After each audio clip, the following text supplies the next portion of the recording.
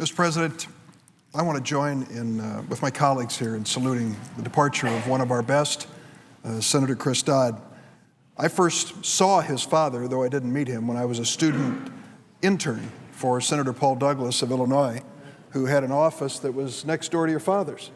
And I saw Senator Thomas Dodd leaving that office and was certainly aware of the great contribution he'd made to America. Little did I know that some 16 years later, when I would be a candidate for the U.S. House of Representatives, his son would come to Decatur, Illinois, to do an event for me in my campaign.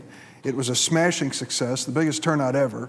I'm sure that Senator Dodd believes it might have been because of his presence. It also could have been because it was a $1 chicken dinner, and people came from miles around. But I was happy to advertise him as the star talent at that event.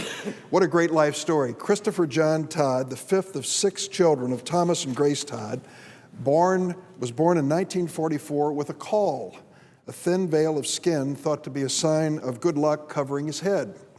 The doctor who delivered him told his mother that with this sign of good luck, this baby might grow up to be president, to which Mrs. Dodd replied, "What's the matter with Franklin Roosevelt?" It was a great line, but the truth is, while Grace and Tom Dodd were both ardent New Dealers, they knew that America wouldn't depend on one leader forever, not even FDR. They knew and they taught their children they all have an obligation in our own time to try to move America closer to a more perfect union. Thomas Dodd, Senator Dodd's father, worked to fulfill that obligation in his time.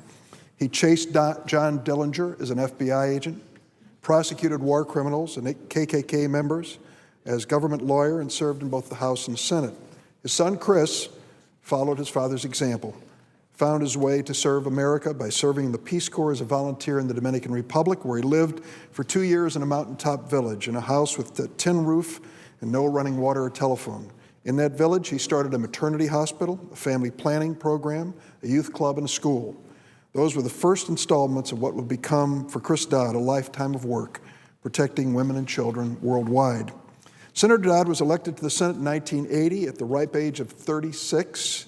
He is both the youngest person ever elected in Connecticut history to the Senate and the longest serving, as has been said.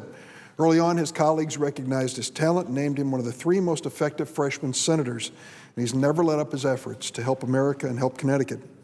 He is a passionate, articulate voice for economic justice, for civil, constitutional, and human rights, and for America's role as a moral leader in the world. He's a champion of fairness, co-founder of the Senate Children's Caucus, lead sponsor, as Senator Lieberman mentioned, in 1993 of the Family and Medical Leave Act, which has helped countless millions of Americans. He's achieved more in the last 2 years, though, than most senators achieve in long careers.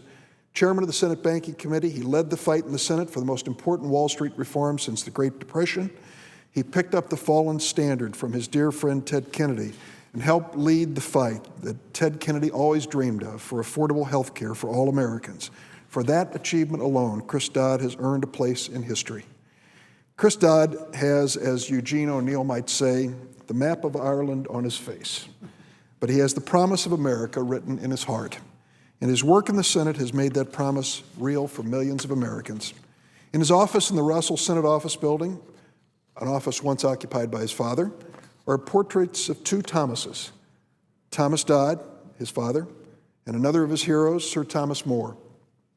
I listened to Chris's speech here just a moment ago, and I was reminded of what Thomas More wrote in his masterwork, Utopia. He said, if you can't completely eradicate wrong ideals or deal with inveterate vices as effectively as you could wish, that's no reason for turning your back on public life altogether. You wouldn't abandon a ship in a storm just because you couldn't control the wind. For 30 years in the Senate, even when he has had to sail through fierce headwinds, Chris Dodd has kept his compass fixed on the ideals that make America both great and good. And in doing so, he has made the Senate, Connecticut, and America a better place. I'm proud to have served with him and call him a friend. I thank him for his efforts that brought me to the House of Representatives so many years ago.